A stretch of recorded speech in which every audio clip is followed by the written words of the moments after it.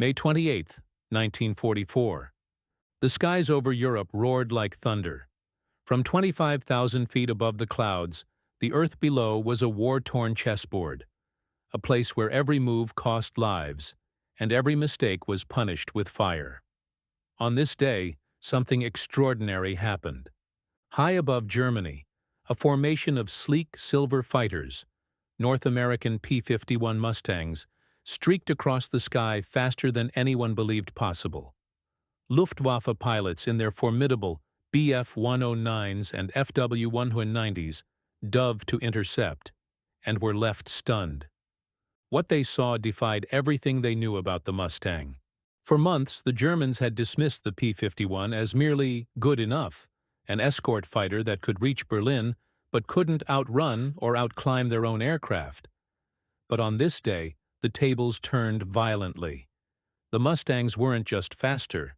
They were demons, fueled by something new, something secret. The P-51s tore through the air at nearly 490 miles per hour, their engines screaming with a ferocity no German had ever faced. The Luftwaffe's aces, men like Walter Dahl and Adolf Galland, suddenly found themselves being hunted, not hunting. The reason? A single number, 150. 150 grade aviation fuel. A blend so potent, so experimental, that even Rolls-Royce engineers called it liquid thunder. This wasn't just gasoline. It was the product of chemistry, desperation, and innovation pushed to the absolute edge of wartime science. When combined with the mighty Packard-built Merlin engine, it transformed the Mustang into something else entirely. It climbed faster. It hit harder. It outran the Luftwaffe's finest.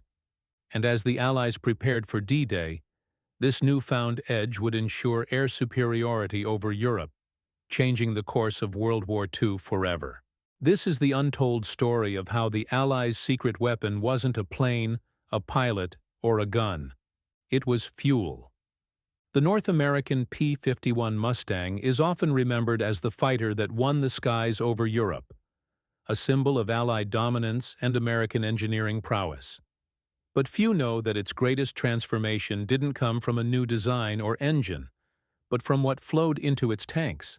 During the early years of the Air War, Allied aircraft struggled to match the performance of Germany's high-octane machines. The Luftwaffe used fuels rated at 87 to 100 octane, refined for maximum power output. The Allies, meanwhile, relied on 100-octane fuel, adequate, but limiting the true potential of the Merlin engine.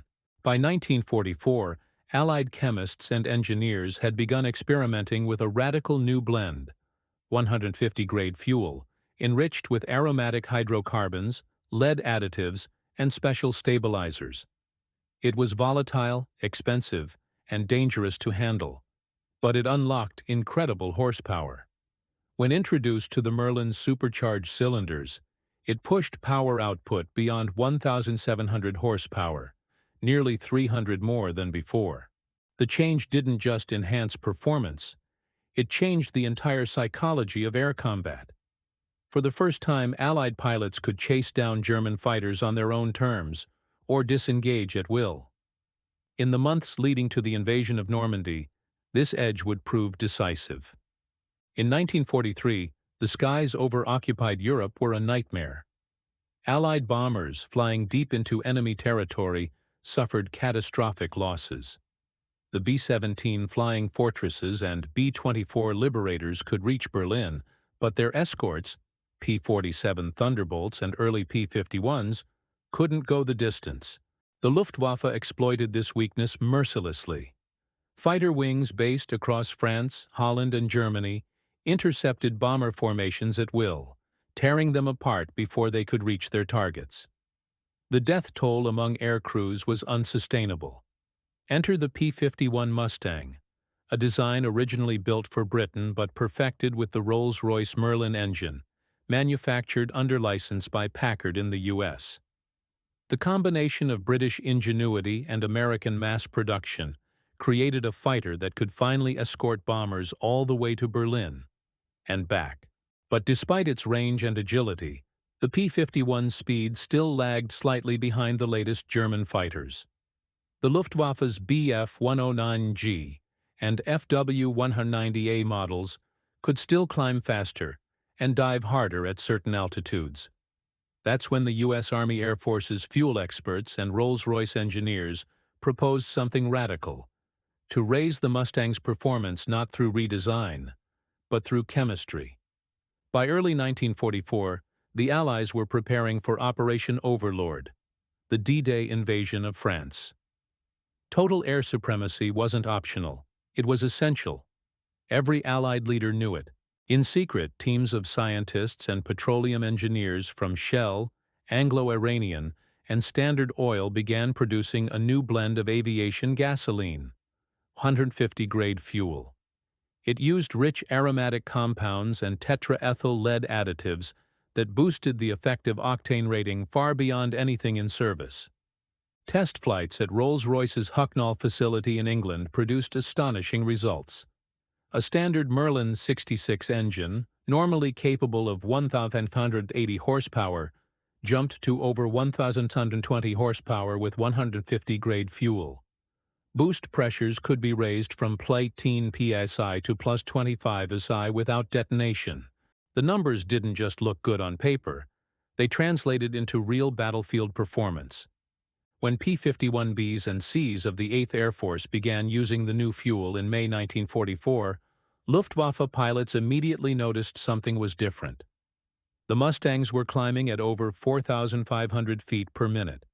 Their top speed leapt from 440 to nearly 490 miles per hour in level flight, approaching the speeds of some jet prototypes. Reports from German pilots were filled with disbelief. The Mustangs are faster than ever, impossible to escape at full throttle. Suddenly, Allied formations that once struggled to survive were now turning the tables. The 4th Fighter Group, flying out of Debden, England, used 150-grade fuel during a mission on May 28, 1944, the day of transformation. Their Mustangs slashed through German defenses over Germany itself, downing dozens of enemy aircraft while suffering minimal losses.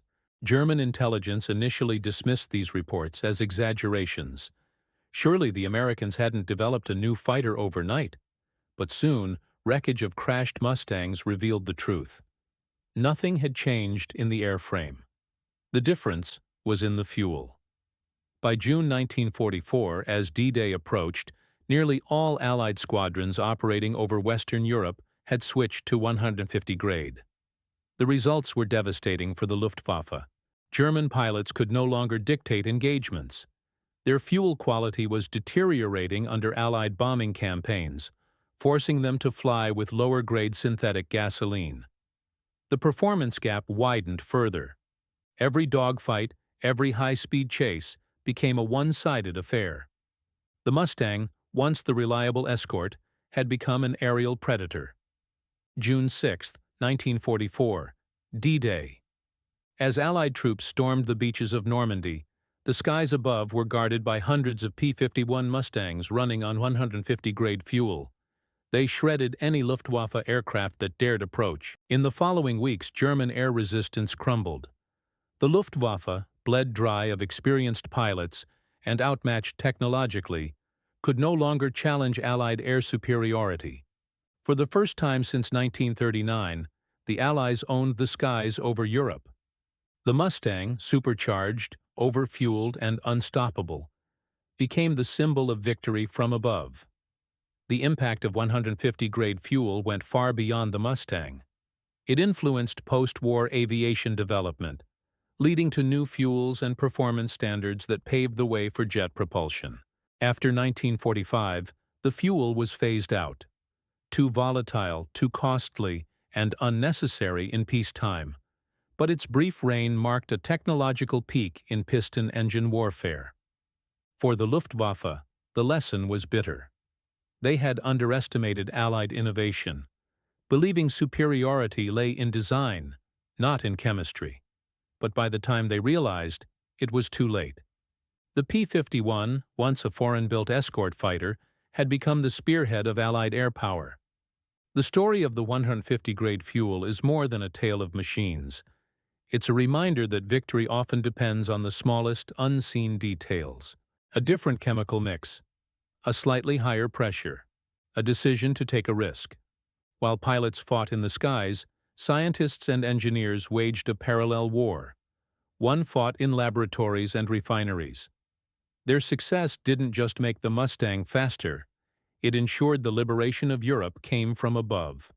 From the fields of England to the skies over Germany, the P-51 Mustang became the undisputed master of the air, not just because of its design, but because of the power hidden in its tanks.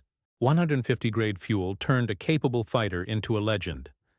It gave Allied pilots the edge they needed, when they needed it most, and changed the outcome of the air war forever. History remembers the heroes who flew these machines, but behind every engine roar was a secret weapon of chemistry and courage. If you enjoyed this story of forgotten innovation and wartime brilliance, make sure to subscribe and watch more, because the past still holds many untold secrets of speed, steel, and sky.